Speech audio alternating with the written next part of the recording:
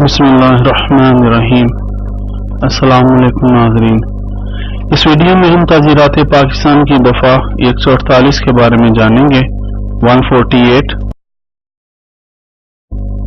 دفعہ 148 جرم مسلح ہو کر بلوغ کرنا، فساد برپا کرنا، خطرناک ہتھیار اسلحہ کے ساتھ۔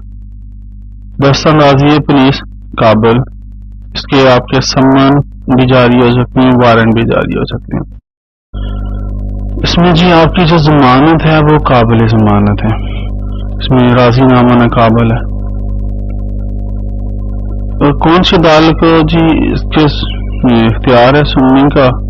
کوئی مجسٹریٹ درجہ اول یا دوم۔ سزا کیا ہے اس پہ؟ 3 سال قید یا جرمانہ یا دونوں۔